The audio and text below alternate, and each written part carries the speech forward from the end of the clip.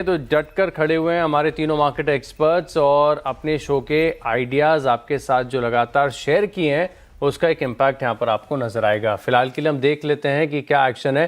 तो wavstrategy.com के आशीष कयाल, LKP securities के रूपक डे और मंत्री फिनमार्ट के अरुण कुमार मंत्री हमारे साथ। आप तीनों को नमस्कार। एक काम करते हैं, सबसे पहले उतार चढ़ाव के बावजूद देखते हैं कि आपकी परफॉर्मेंस किस प्रकार से आपको देखने को मिली। तो दर्शकों की स्क्रीन पर पूरी ट्रांसपेरेंसी के साथ आशीष कयाल जी के पोर्टफोलियो में 4.5% से ज़्यादा के गेंस है। रूपक जी स्टेडी 1.9%, बढ़िया, तकरीबन 2% आप समझ लीजिए। और अरुण कुमार मंत्री के पोर्टफोलियो में 6% से ज़्यादा के गेंस यहाँ पर आपको नजर आएंगे।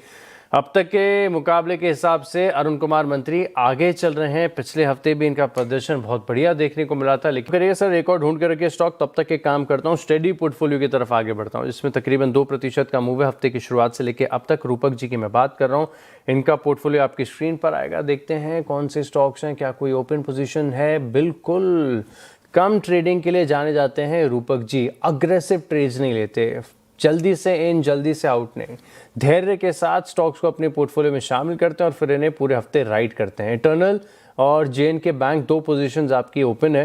पहले इन दोनों स्टॉक्स के ऊपर सर अपडेट आपको देना पड़ेगा। और दूसरी बात ये, क्योंकि 2 ऑलरेडी आइडियाज़ आपके पास है, तो खेल के नियम बता रहे हैं कि सिर्फ एक ही स्टॉक आप अपने पोर्टफोलियो में ऐड कर सकते हैं। तो कौन सा हाई कन्विक्शन स्टॉक होगा?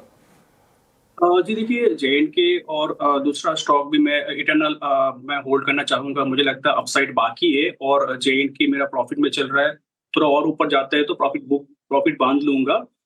और तीसरा स्टॉक मैं ऐड करना चाहूंगा डिजिटल स्पेस से ही, नाइका रहेगा मेरा next pick. Nykaa consolidation breakout दिया छोटा टाइम फ्रेम में, आरएसआई पॉजिटिव क्रॉसओवर में आ गया। मुझे लगता है नाइका में बहुत बढ़िया एक मोमेंटम बन सकता है।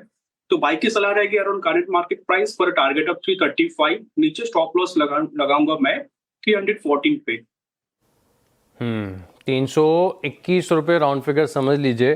क्या आउट परफॉर्मिंग स्टॉक रहा है। क्वार्टरली अपडेट्स बहुत बढ़िया थे, Q4 के नंबर्स बहुत बढ़िया थे और स्टॉक हर खबर पर पॉजिटिव रिएक्शन दे रहा है। 335 का टारगेट, 314 रुपये का स्टॉप लॉस। और सर आपकी तैयारी तो हो गई पूरी। अब इन 3 स्टॉक्स में से कोई अपडेट आपको देना होगा तो मुझे बताइए। तब तक एक काम करते हैं, एक अपडेट जे&के बैंक पर ले लेता हूं। जे&के बैंक का चार्ट लेकर आइएगा स्क्रीन पर। ऑलमोस्ट डे हाई की तरफ आ रहा है। एक तरफ हम देख रहे हैं कि सभी बैंकों में कमजोरी है, जे&के बैंक आउट परफॉर्म कर रहा है 3.5% के गेंस के साथ। रूपक जी आपके पास है ना जे&के बैंक? जी हाँ, जे&के होल्ड कर रहा हूँ। गजब हो गया सर, आपके तो मतलब फायदे ही फायदे हो गए, होल्ड करके रखा है। तो कितना और राइड करेंगे? 169 के करीब का भाव चल रहा है, क्या टारगेट सोचा है आपने? टारगेट तो मैं सोच रहा हूँ कि 172 के आसपास आया तो प्रॉफिट बुक कर लूँ। जैसे तो चार्ट मुझे बहुत ही अच्छा लग रहा है शॉर्ट टर्म के लिए, बट गेम के हिसाब से 172 के आसपास बुक कर लूंगा प्रॉफिट।